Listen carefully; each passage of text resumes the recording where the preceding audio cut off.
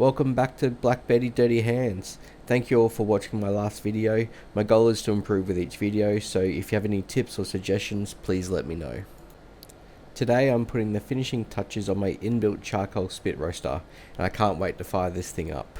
I started with a Jumbuck Paramount multi-function barbecue spit roaster from Bunnings.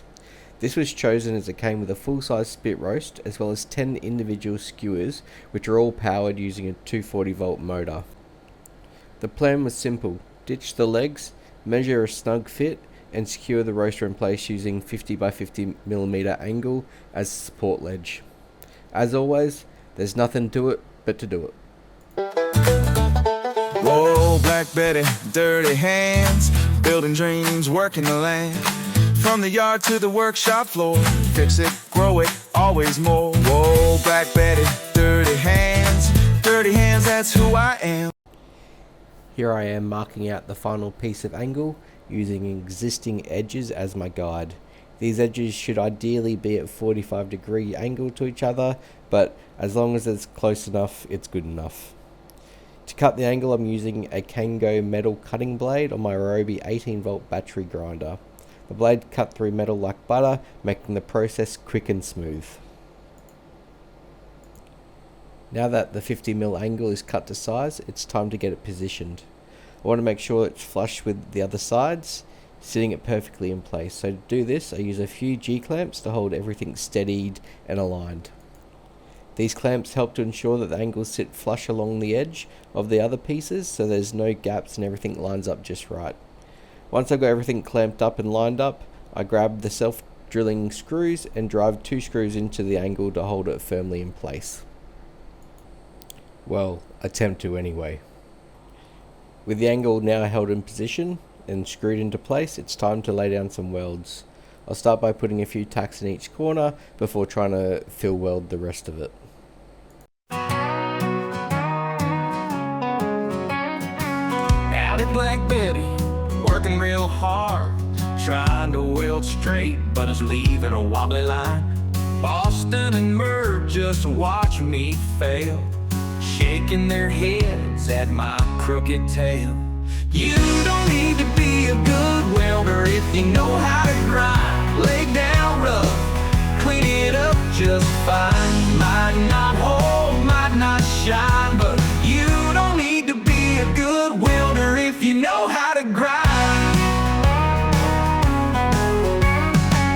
Laid down a pass, thought it looked real neat, till I gave it a tap, now it's at my feet. Grab that grinder, make it look clean. Ain't no one gotta know what's hid underneath.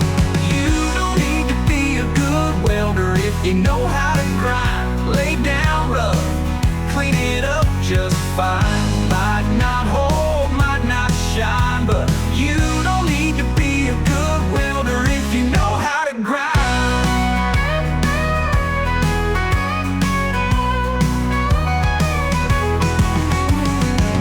Got the look like, what is this mess? Boston just yawns, cause he knows the rest. But I keep after, sparks flying wide, ain't stopping now, got dirty hands and pride.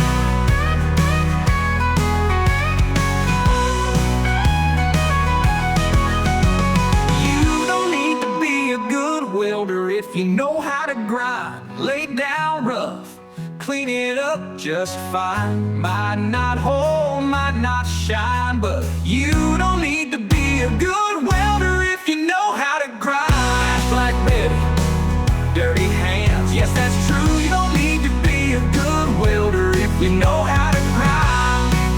Don't need to lay dimes if you know how to grind. There's nothing to it but to do it.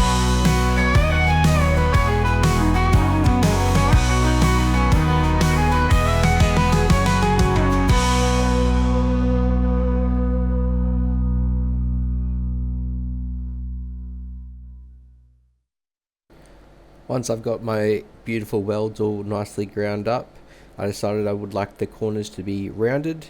So I found a nice round shape which happened to be a spray can lid, marked it down, then cut it up so that it gave a nice radius to the edges. Once I was happy with the finish, had all the welds nicely ground and the corners all smoothed, I took it out into the sun and painted with some White Knight Potbelly Black high temp spray paint to give it a nice even finish across all of the surfaces. Once the piece was dry, I took the entire assembly over to the countertop and put it in position. As you can see, the angle creates a clean and sturdy ledge, allowing the charcoal tray to sit inside the countertop. And just like that, job done. The spit roast is locked in, ready for action. No fuss, just a solid setup built to handle anything from a whole chicken to a big juicy lamb. This thing is going to see plenty of fire, plenty of good food and plenty of good times. I can already hear the sizzle and smell the charcoal doing its magic. If you're keen on DIY backyard builds and good old fashioned sweaty work, make sure to like, subscribe and hit that notification bell so you don't miss what's next. There's always another project in the works and you won't want to miss it.